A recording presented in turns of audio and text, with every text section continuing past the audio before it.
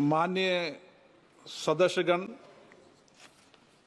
हम आज item number 14 Pahalgam में आतंकवादी हमले के जवाब में भारत के मजबूत, सफल एवं निर्णायक ऑपरेशन सिंदूर पर विशेष चर्चा के लिए यहाँ उपस्थित हुए हैं। मेरा सभी माननीय सदस्यों से आग्रह है, ये विषय अत्यंत गंभीर एवं संवेदनशील है।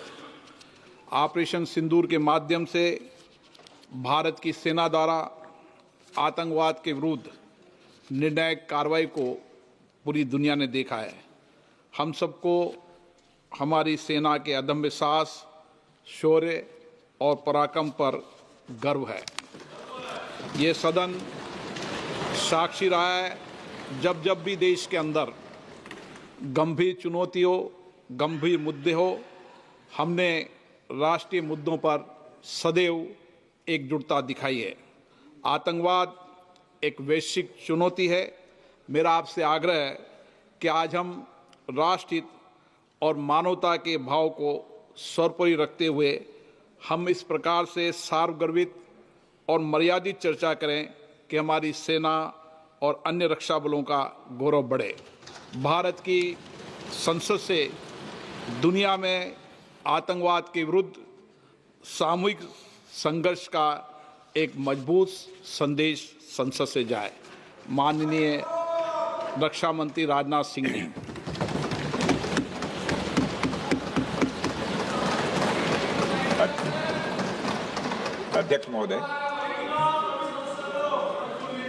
अध्यक्ष महोदय, सबसे पहले तो मैं आपके माध्यम से सदन के सभी दलों के, मैंने जितने भी हमारे सम्मानित सदस्य हैं, उनके प्रति आभार व्यक्त करना चाहता हूं कि ऑपरेशन सिंदूर की जो शानदार कामयाबी हासिल हुई है, उस पर चर्चा करने के लिए आज सदन पूरी तरह से तैयार है।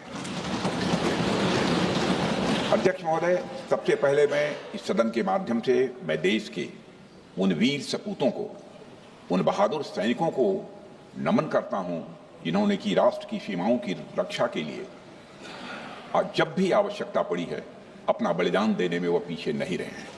आज भी वह तैयार हैं और आज भी वह तत्पर हैं। साथ ही मैं उन सैनिकों की स्मृति को भी अध्यक्ष महोदय नमन करता हूं जिन्होंने की भारत की एकता और अखंडता सुनिश्चित करने के लिए अपना सर्वस्व बलिदान कर दिया। मैं पूरे देश की तरफ से सेनाओं के सभी जवानों के प्रति कृतज्ञता व्यक्त करता हूं।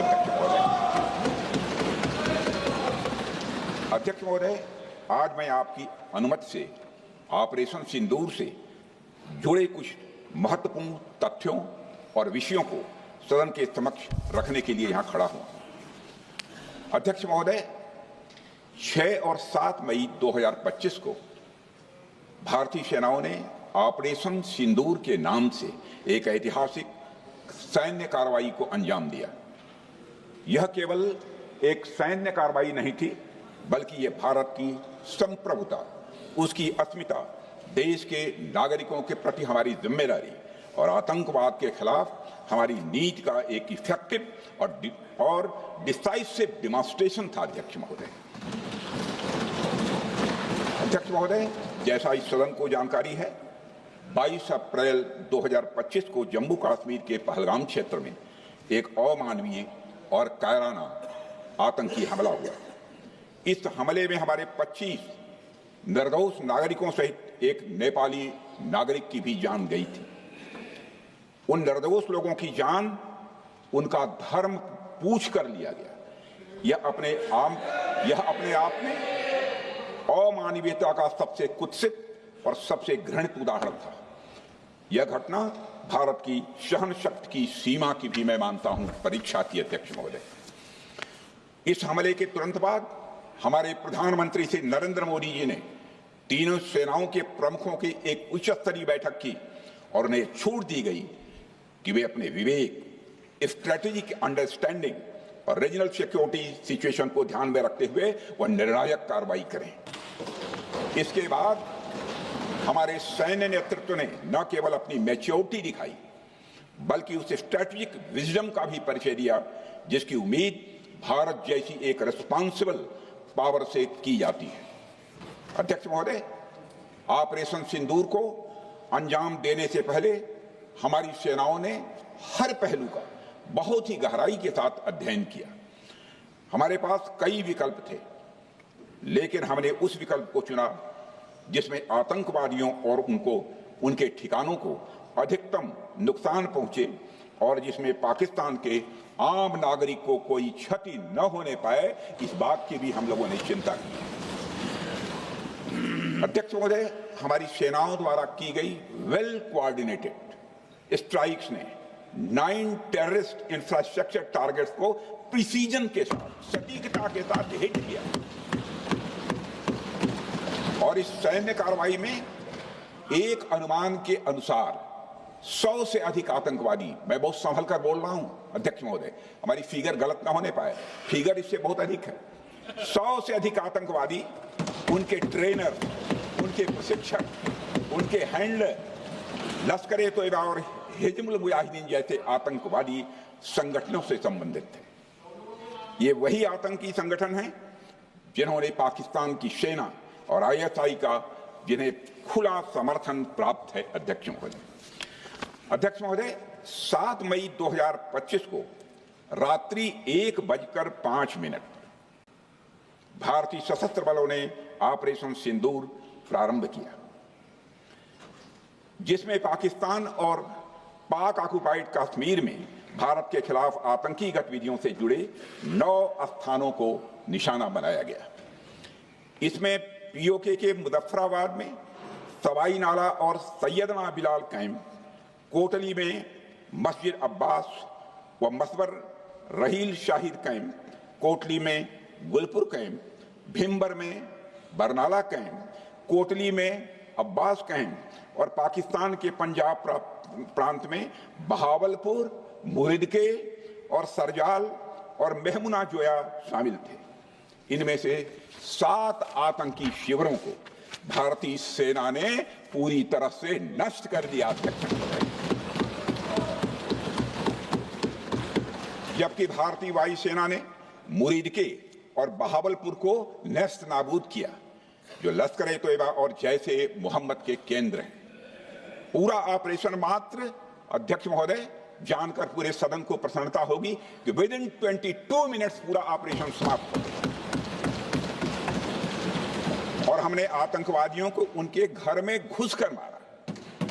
सशस्त्र बलों ने हमारी माताओं और बहनों के सिंदूर का बदला लिया और प्रत्येक भारतीय इस भावना से ओत-प्रोत हो गया। अध्यक्ष महोदय, मैं चाहूंगा कि पूरा सदन एक बार हमारे सेना के बहादुर जवानों के शौर्य और पराक्रम का। अध्यक्ष महोदय, यह सिंदूर की लाली शौर्य की कहानी है। यह सिंदूर की लाली शौर्य की कहानी है, भारत के मस्तक पर वीरता की निशानी है। अध्यक्ष महोदय, सेनाओं ने अंधेरी रात होने के बावजूद हमले की सफलता के स्पष्ट एविडेंस भी जुटाए हैं, साक्ष्य है हमारे पास। अध्यक्ष महोदय, हमले के कुछ ही घंटों के भीतर एक प्रेस रिलीज और मीडिया ब्रीफिंग के माध्यम से इन्हें जनता की जानकारी के लिए जारी कर दिया गया था।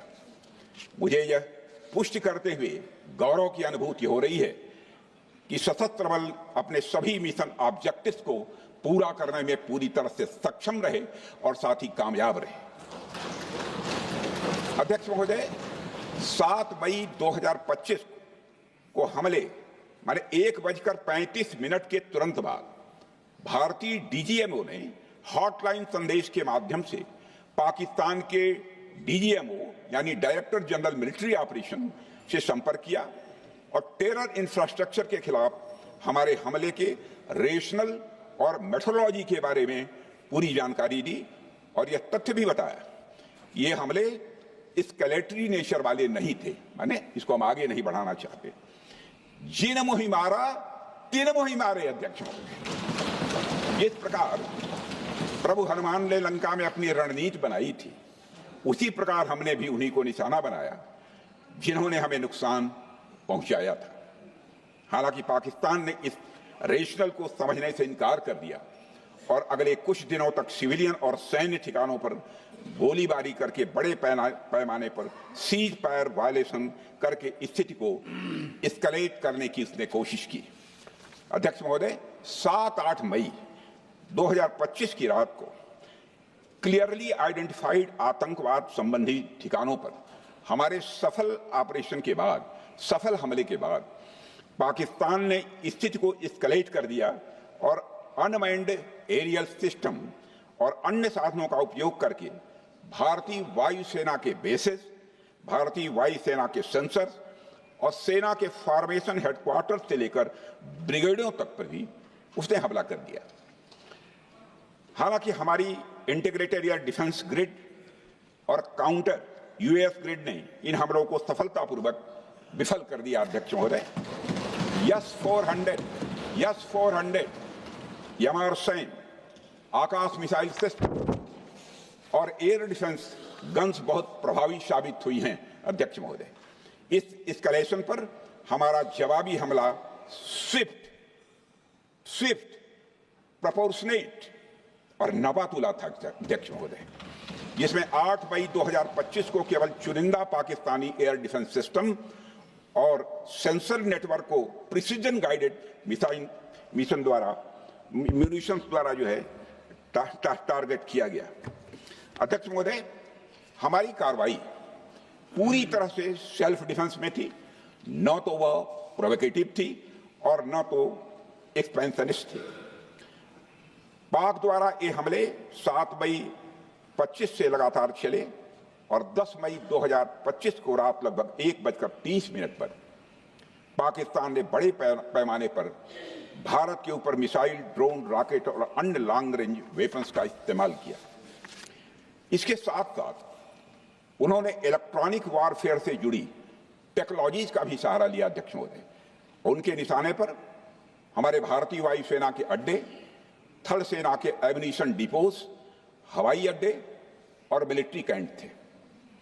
अध्यक्ष महोदय, यह कहते हुए मुझे गौरव की अनुभूति हो रही है कि हमारे air defence system, counter drone system और इलेक्ट्रॉनिक इक्विपमेंट्स ने पाकिस्तान के इस हमले को पूरी तरह से नाकाम कर दिया।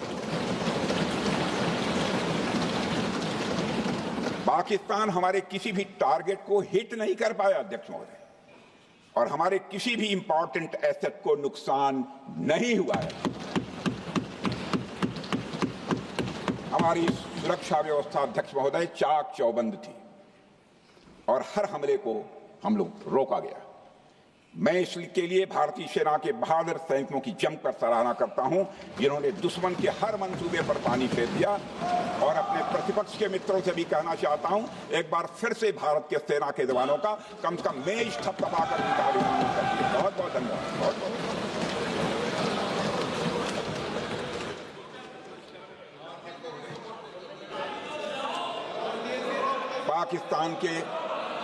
पाकिस्तान के इस हमले के जवाब में हमारी कार्रवाई साहसिक थी, ठोस थी और प्रभावी थी।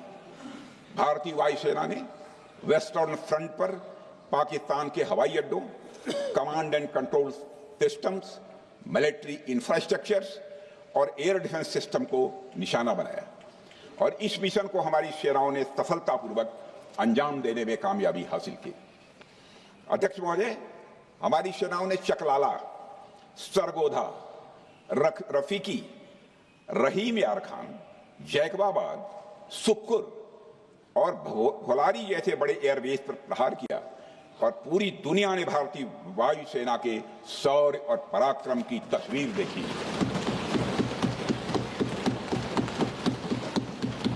अध्यक्ष महोदय, ऑपरेशन सिंदूर ट्राई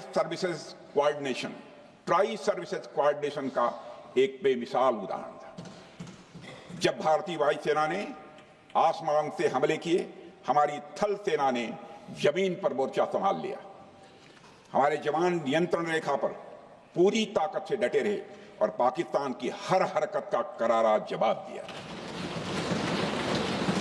अध्यक्ष महोदय, भारतीय नौसेना ने भी, लोग पूछते हैं भारतीय नौसेना का क्या रोल था, भारतीय नौसेना ने भी उत्तरी अरब सागर में अपनी तैनाती मजबूत कर दी। भारतीय नौसैनिकों ने पाकिस्तान को यह साफ संदेश दिया कि हम समुद्र से लेकर जमीन तक पाकिस्तान के हर महत्वपूर्ण ठिकानों पर प्रहार करने में न केवल सक्षम हैं बल्कि हम तैयार हैं। अध्यक्ष महोदय, इस ऑपरेशन का मकसद टेररिस्ट कैंप्स और उनके सपोर्टर्स को टारगेट करना, उन्हें नेस्त नाबूद करना था और ये साफ संदेश देना था कि भारत आतंकवाद के विरुद्ध जीरो टॉलरेंस रखता है। भारत ने कार्रवाई इसलिए रोकी क्योंकि कॉन्फ्लिक्ट के पहले और उसके दौरान जो भी पॉलिटिकल और मिलिट्री ऑब्जेक्टिव्स तय किए गए थे उसे हम पूरी तरह से हासिल कर चुके थे।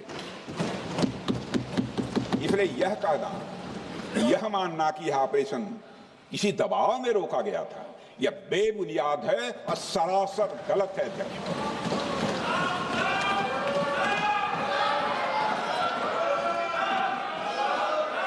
मैं सदन को फिर से आश्वस्त करना चाहता हूं, आपने राजनैतिक जीवन में अध्यक्ष महोदय, मैं आपके माध्यम से सदन को आश्वस्त करना चाहता हूं, अपने राजनीतिक जीवन में जानबूझकर कभी भी असत्य न बोलूं, इसकी भरपूर कोशिश की है मैंने, चाहे सदन हो अथवा सदन के बाहर। अध्यक्ष महोदय, मैं आपके माध्यम से सदन को यह भी अवगत कराना चाहता हूं,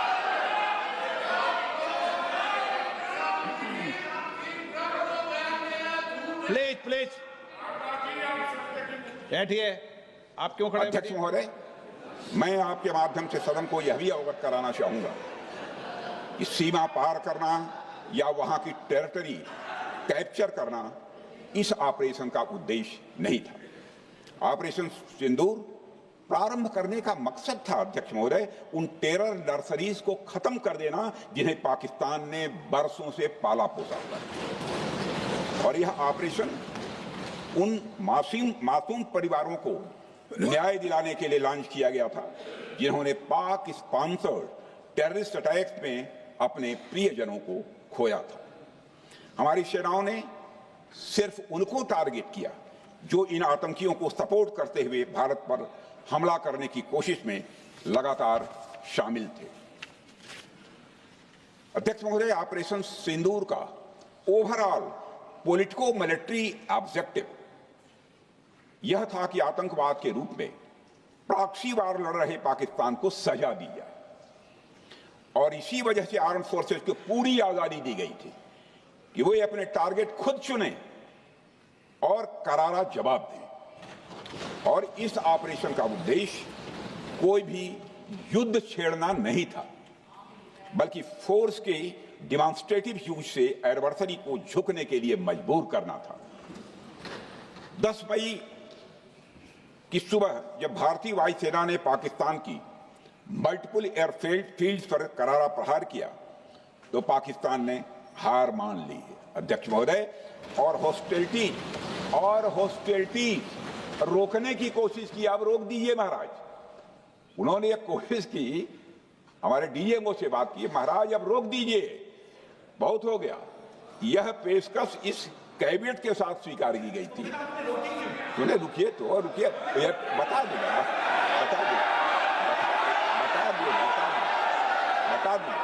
अब बैठ तो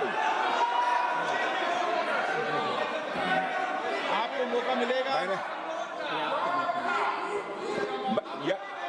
यह क्यों रुका, इसका पहले ही मैं पूरी तरह से वर्णन कर चुका है अध्यक्ष महोदय। मैं नेता प्रतिपक्ष को बहुत सम्मान के साथ कहना चाहता हूं कि कृपया एक बार मेरा पूरा भाषण पूछ लें। आपको प्रश्न पूछने की पूरी आजादी है, आप पूछ सकते हैं, मैं उसका उत्तर दूंगा। अध्यक्ष महोदय, 10 मई की सुबह जब भारतीय वायुसेना ने पाकिस्तान की मल्टीपल एयरफील्ड पर करारा प्रहार किया तो पाकिस्तान ने हार मानी और हॉस्टिलिटी रोकने की उन्होंने पेशकश की। यह पेशकश इस कैबिनेट के साथ स्वीकार की गई हम लोगों के द्वारा कि यह ऑपरेशन केवल पाज किया गया है, स्थगित किया गया है। यह ऑपरेशन समाप्त नहीं हुआ है अध्यक्ष महोदय। अगर पाकिस्तान की ओर से भविष्य में कोई भी मिस एडवेंचर हुआ तो यह ऑपरेशन, अध्यक्ष महोदय, मैं सदन को आश्वस्त करना चाहता हूं, दोबारा प्रारंभ हो।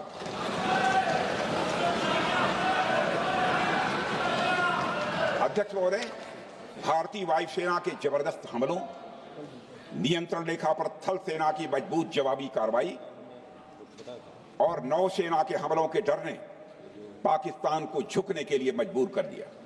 अध्यक्ष महोदय, और पाकिस्तान की हार उनकी एक सामान्य विफलता नहीं थी, बल्कि यह उसके सैन्य बल और मनोबल या दोनों की एक हार थी। 10 मई को पाकिस्तान के डीजीएमओ ने भारत के डीजीएमओ से संपर्क किया और सैन्य कार्रवाइयों को रोकने की अपील की। मैं सदन में यह बात फिर से दोहराना चाहूंगा कि पाकिस्तान के डीजीएमओ ने भारत के डीजीएमओ से संपर्क किया और सैन्य कार्रवाइयों को रोकने की अपील की। 12 मई को दोनों देशों के डीजीएमओ के बीच औपचारिक संवाद हुआ और दोनों पक्षों ने सैन्य कार्रवाइयों पर विराम लगाने का निर्णय लिया। अध्यक्ष महोदय, हमारे सैनिकों का जो मनोबल, मातृभूमि की रक्षा करने का जो उनका समर्पण है, ऑपरेशन सिंदूर के दौरान उसका दर्शन 140 करोड़ से अधिक भारतवासियों ने देखा। मुझे खुद भी और प्रधानमंत्री जी को सीमावर्ती क्षेत्रों में जाकर हमारे जवानों से मुलाकात का अवसर मिला है। अध्यक्ष महोदय, श्रीनगर के मिलिट्री बेस पर, भुज के एयरबेस पर, उधमपुर के कमांड सेंटर पर, हर जगह प्रत्यक्ष मैंने अपनी आंखों से देखा कि हमारे सैनिकों का मनोबल अपनी पूरी बुलंदी पर था। उनकी आंखों में विश्वास है और उनका संकल्प अडिग है। वे न केवल भारत की सीमाओं की रक्षा कर रहे हैं, बल्कि हमारे राष्ट्रीय स्वाभिमान की भी, अध्यक्ष महोदय, रक्षा कर रहे हैं। अध्यक्ष महोदय, किसी भी देश में जनता सत्ता पक्ष को और विपक्ष को अलग अलग दायित्व सौंपती है, दोनों को अलग अलग दायित्व, और हेल्दी डेमोक्रेसी में तो स्वाभाविक है। सत्ता पक्ष का काम होता है जनता के हितों को ध्यान में रखते हुए कार्य करना, और विपक्ष का काम होता है सरकार से जनता के मुद्दों से संबंधित जरूरी प्रश्न पूछना। ऑपरेशन सिंदूर क्यों शुरू किया गया, इसकी जानकारी पहले भी दी गई है और आज भी मैंने सदन को दी है। अध्यक्ष महोदय, कभी कभी हमारे प्रतिपक्ष के लोग ये पूछते रहे हैं कि हमारे कितने विमान गिरे। मुझे लगता है उनका यह प्रश्न हमारी राष्ट्रीय जनभावनाओं का सही से प्रतिनिधित्व नहीं कर रहा है। मुझे लगता है उन्होंने एक बार भी हमसे यह नहीं पूछा कि हमारी सेनाओं ने दुश्मन के कितने विमान मारे गिराए।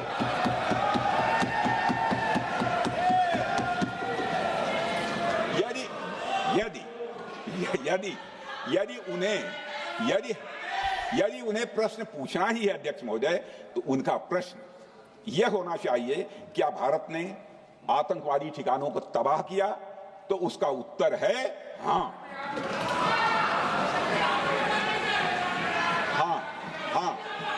मैं विपक्ष के सम्मानित साथियों से कहना चाहता हूं कि आपको प्रश्न पूछना है तो यह प्रश्न पूछिए, क्या ऑपरेशन सिंदूर सफल रहा? तो उसका उत्तर है हाँ।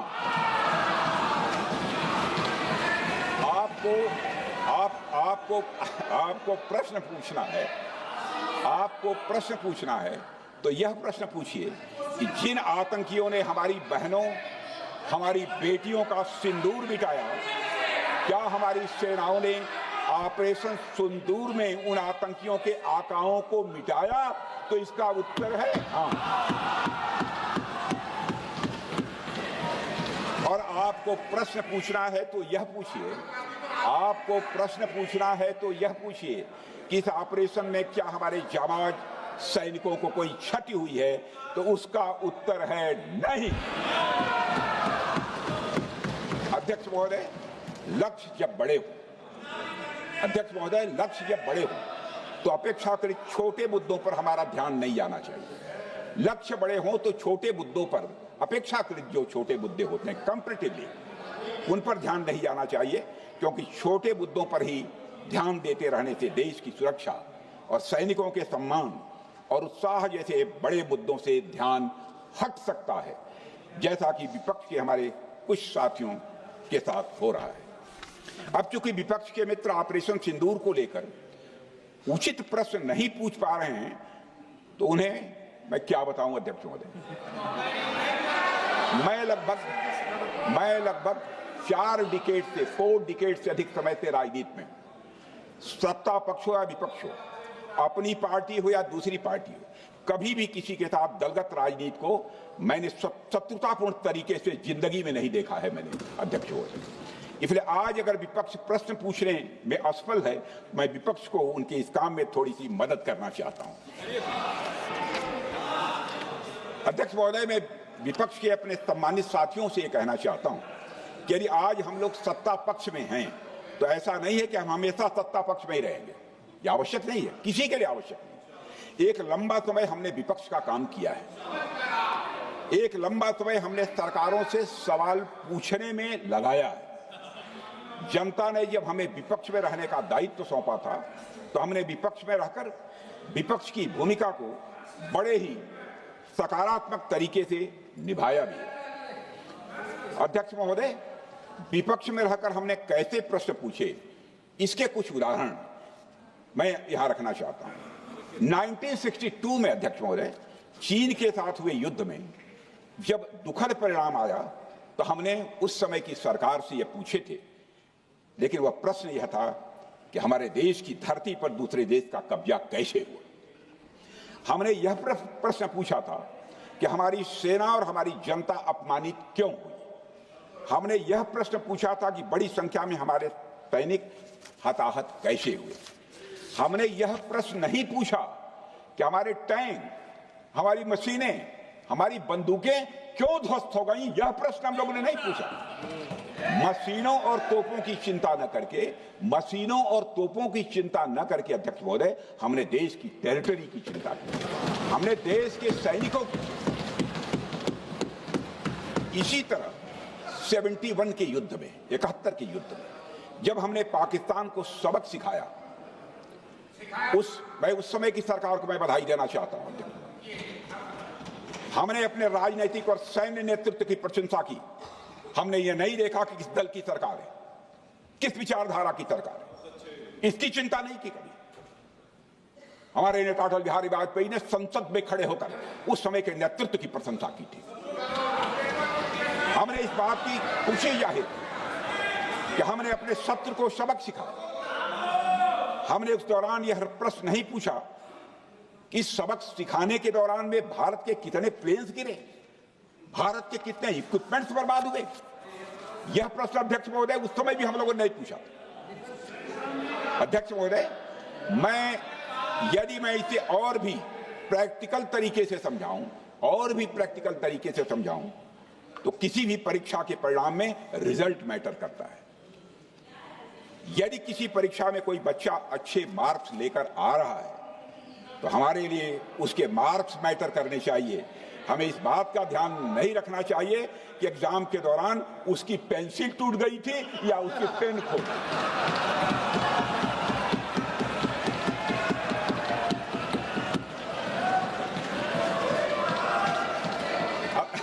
अध्यक्ष महोदय, अल्टीमेटली रिजल्ट मैटर करता है, और रिजल्ट यह है अध्यक्ष महोदय, अल्टीमेटली रिजल्ट मैटर करता है। और रिजल्ट यह है अध्यक्ष महोदय कि ऑपरेशन सिंदूर के दौरान हमारी सेनाओं ने जो लक्ष्य निर्धारित किया था, उन लक्ष्यों को पूर्ण रूप से प्राप्त करने में हमने कामयाबी हासिल की। अध्यक्ष महोदय, भारत हमेशा से पाकिस्तान सहित अपने पड़ोसी देशों से मित्रता और सौहार्द सहयोगपूर्ण संबंध का सदैव इच्छुक रहा है। इसके लिए भारत की सभी सरकारों ने ईमानदारी से प्रयास भी किए हैं। वह चाहे आदरणीय लाल बहादुर शास्त्री जी हों, या अटल बिहारी वाजपेयी जी हों, या हमारे स्वर्गीय मनमोहन सिंह जी हों, या प्रधानमंत्री श्री नरेंद्र मोदी जी, सभी ने हमेशा चाहा है कि इस इलाके में शांति और समृद्धि बनी रहे। सभी ने यह चाहा। अध्यक्ष महोदय, यह बात हमारी सिविलाइजेशनल वैल्यूज के साथ मेल खाती है, इसलिए ऐसा हुआ। अध्यक्ष महोदय, पूरा विश्व जानता है कि पूर्व प्रधानमंत्री से अटल बिहारी वाजपेयी जी ने शांति का संदेश लेकर 1999 में लाहौर बस यात्रा की थी। वह सिर्फ एक यात्रा नहीं थी, वह यात्रा भारत की संस्कृति और शांति की प्रतीक थी। यह हमारे भारत की प्रकृति थी। लाहौर पहुंचकर से अटल बिहारी वाजपेयी जी ने मीनारे पाकिस्तान पर विजिटर्स रूप में जो लिखा था, जिसका जिक्र लोग आज भी करते हैं, और उन्होंने लिखा था, उसकी मैं चर्चा करता हूं। उन्होंने लिखा था कि मीनारे पाकिस्तान से मैं पाकिस्तान की जनता को यह विश्वास दिलाना चाहता हूं कि भारत अस्थायी शांति और मित्रता का आकांक्षी है। मैंने पहले भी कहा है और फिर भी कहता हूं, एक स्थिर और समृद्ध पाकिस्तान भारत के हित में है, इसमें कोई संदेह नहीं होना चाहिए। अध्यक्ष महोदय, यह हमारी सोच थी, यह हमारी शांति की पहल थी। यह पहल हमारी हजारों साल पुरानी सांस्कृतिक चेतना, हमारी नैतिक शक्ति और हमारी सभ्यता के उन मूल्यों से निकली थी जो शांति को शक्ति मानती है। अध्यक्ष महोदय, लेकिन हमारे शांति के प्रयास को हमारी नाइविटी, उदारता या सरलता समझ लिया गया। जब हम शांति के लिए कदम बढ़ा रहे थे, उसी वक्त पाकिस्तान कारगिल में घुसपैठ की साजिश रच रहा था। हम दोस्ती के राह पर थे तो वो षड्यंत्र की राह पर थे। जब हम मामला खुलकर सामने आया तो हमारे वीर सैनिकों ने इस घुसपैठ के खिलाफ कार्रवाई करना प्रारंभ किया, और जब भारत की जीत सामने दिखाई दे रही थी तो पाकिस्तान ने परमाणु युद्ध की धमकी दे डाली। अध्यक्ष महोदय, तब हमारे प्रधानमंत्री, तत्कालीन प्रधानमंत्री आदरणीय अटल बिहारी वाजपेयी जी ने कहा था, पाक सेना के परमाणु हमले से भारत का तो कुछ नहीं बिगड़ेगा, लेकिन पाकिस्तान दूसरे दिन का सूरज नहीं देख पाएगा।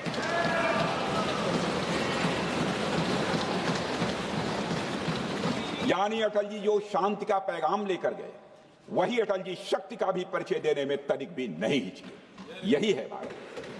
अध्यक्ष महोदय, यह सामर्थ्य का उद्घोष था। यह एक स्पष्ट संदेश था कि भारत शांति चाहता है, लेकिन अगर कोई हमारी संप्रभुता को चुनौती देगा तो उसका जवाब भी उतनी ही दृढ़ता से दिया जाएगा। अध्यक्ष महोदय, 2015 में जब हमारे प्रधानमंत्री मोदी जी ने लाहौर जाकर नवाज शरीफ से मुलाकात की तो भारत ने फिर से दोस्ती का हाथ बढ़ाया। भारत ने फिर से दोस्ती का हाथ बढ़ाया। अध्यक्ष महोदय, हम वाकई में शांति की राह पर चलना चाहते थे, क्योंकि हमारी मूल प्रकृति बुद्ध की है, युद्ध की नहीं है। हमारी सरकार ने भी पाकिस्तान के साथ शांति स्थापित करने के अनेक प्रयत्न किए हैं, लेकिन बाद में हमने 2016 में सर्जिकल स्ट्राइक से, 2019 में बालाकोट में एयर स्ट्राइक से और 2025 के ऑपरेशन सिंदूर से हमने शांति स्थापित करने का दूसरा रास्ता अपनाया है। अध्यक्ष महोदय, अब हमारे प्रधानमंत्री श्री नरेंद्र मोदी जी और हमारी सरकार का स्टैंड बिल्कुल क्लियर है कि टेररिज्म और टॉक्स ये दोनों साथ नहीं चल सकते,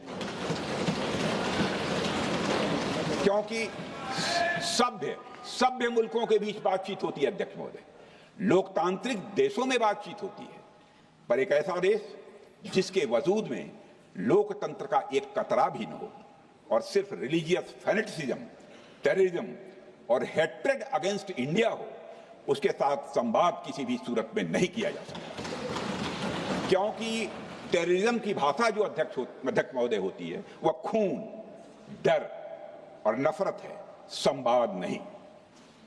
गोलियों की आवाज में संवाद की आवाज दब जाती है। जहां खून बहता है वहां बातचीत की गुंजाइश अध्यक्ष महोदय नहीं बचती। अध्यक्ष महोदय, पाकिस्तान की वर्तमान स्थिति अब जग जाहिर है। जिस देश ने आतंक को अपनी विदेश नीति का औजार बना लिया, वह अंततः अपने ही जाल में फंस जाता है। पाकिस्तान की नीति और चरित्र को लेकर कोई भ्रम नहीं रहना चाहिए। यह एक ऐसा देश है जो वैश्विक आतंकवाद की नर्सरी है, और उन्होंने इसको अपनी स्टेट पॉलिसी का भी एक आधार बनाया हुआ है। अध्यक्ष महोदय, ऑपरेशन सिंदूर के दौरान पूरी दुनिया ने देखा है कि पाकिस्तान में सरकार आतंकवादियों के लिए पाकिस्तान में सरकार आतंकवादियों के लिए स्टेट फ्यूनरल का इंतजाम कर रही है और सैन्य अधिकारी भी आतंकवादियों के जनाजे में भाग लेते हैं। यह वही देश है जो सीमा पर सैनिकों से लड़ने का साहस नहीं जुटा पाता, इसलिए निर्दोष नागरिकों, बच्चों और तीर्थयात्रियों को आतंकवाद का निशाना बनाता है।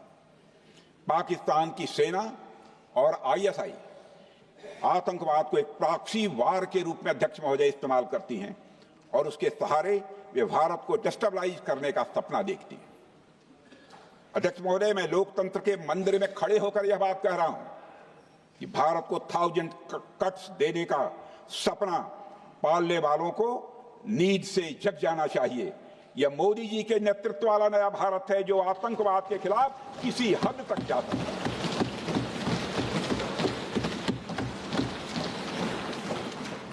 अध्यक्ष महोदय, आप भारत का इतिहास जानते हैं। देखिए, हमने कभी भी किसी की 1 इंच जमीन पर आज तक कभी कब्जा नहीं किया है। हम यह भी जानते हैं कि युद्ध अपनी बराबरी वालों से करना चाहिए। ऐसा गोस्वामी तुलसीदास जी ने लिखा है और गोस्वामी तुलसीदास जी कहते हैं कि नीति ऐसी ही होनी चाहिए, प्रीति और बैर बराबरी वाले से ही करनी चाहिए। शेर यदि मेढकों को मारे तो उसका बहुत अच्छा संदेश नहीं आता है अध्यक्ष महोदय। और अध्यक्ष महोदय, हमारे देश की सेना शेर है।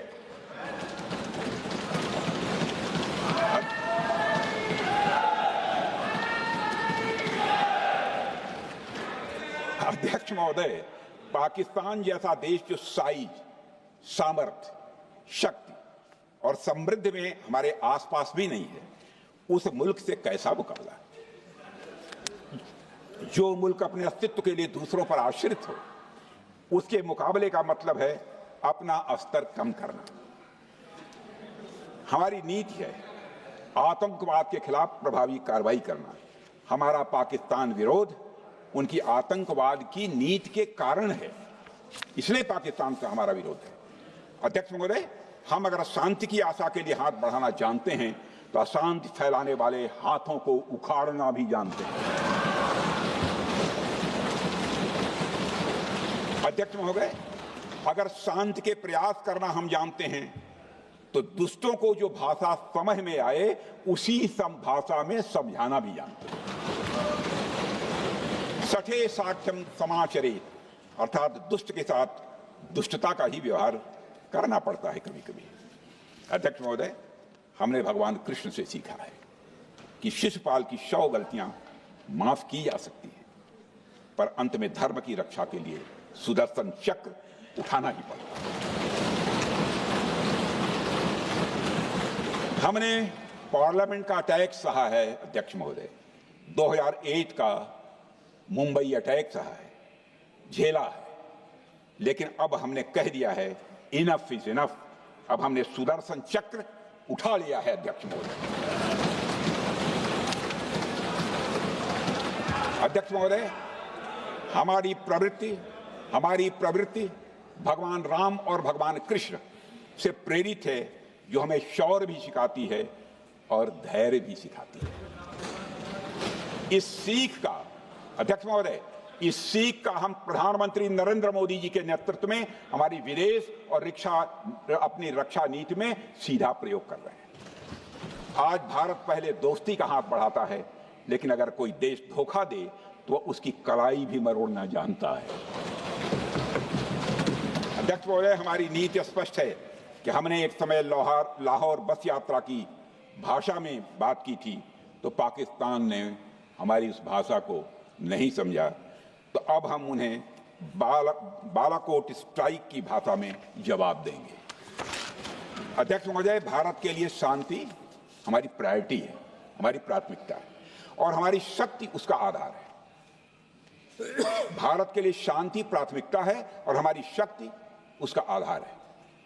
यह शक्ति हमारे सामर्थ्य से पैदा हुई है अध्यक्ष महोदय, और यह सामर्थ्य पिछले 11 साल में कई गुना बढ़ गया है। मैं ये नहीं कहता हूं पहले नहीं था, पहले था, लेकिन अब कई गुना बढ़ गया। आज भारत विश्व की चौथी सबसे बड़ी अर्थव्यवस्था है और अभी आई मॉर्गन स्टैनली के रिपोर्ट के मुताबिक 2028 तक विश्व की तीसरी सबसे बड़ी अर्थव्यवस्था बनने की ओर भारत चल रहा है। अध्यक्ष महोदय, आर्थिक उन्नति के साथ साथ भारत के रक्षा क्षेत्र में 2014 से उल्लेखनीय परिवर्तन, रिमार्केबल चेंज आया है। आज का भारत डिफेंस सेक्टर में आत्मनिर्भरता, सेल्फ रिलायंस और स्वदेशी उत्पादन की दिशा में तेजी से आगे बढ़ रहा है। अध्यक्ष महोदय, आज हम हर दृष्टि से समर्थ भी हैं और सक्षम भी हैं। अध्यक्ष महोदय, मैं सदन को यह भी जानकारी देना चाहता हूं, उसके बाद जब प्रश्न पूछा गया हमारे सारे चीफ से, सीडीएस से, डिफेंस सेक्रेटरी से, क्या ऑपरेशन के लिए तैयार हैं, क्षण भर की देर नहीं लगाई, सबने बोला यस सर। अध्यक्ष महोदय, ऑपरेशन सिंदूर हमारे सामर्थ्य का ही प्रतीक था, जिसमें हमने दिखा दिया कि अगर कोई हमारे नागरिकों को मारेगा तो भारत चुप नहीं बैठेगा। भारत की आत्मरक्षा के लिए हमारा राजनीतिक तंत्र और नेतृत्व बिना किसी दबाव के काम करेगा। हमारी मिसाइल फिजिकल सीमाएं लांघेंगी अध्यक्ष महोदय, और हमारे वीर सैनिक दुश्मन की कमर तोड़ेंगे। अध्यक्ष महोदय, हम आतंकवाद को उसके हर रूप और स्वरूप में पूरी तरह समाप्त करने के लिए पूरी तरह से प्रतिबद्ध हैं। और इस संदर्भ में हमें एक महत्वपूर्ण बात समझनी होगी, Pakistan sponsored terrorism is not random madness, there is a method in this madness. यह एक सुनियोजित रणनीति है, यह एक फंडामेंटल रेज है।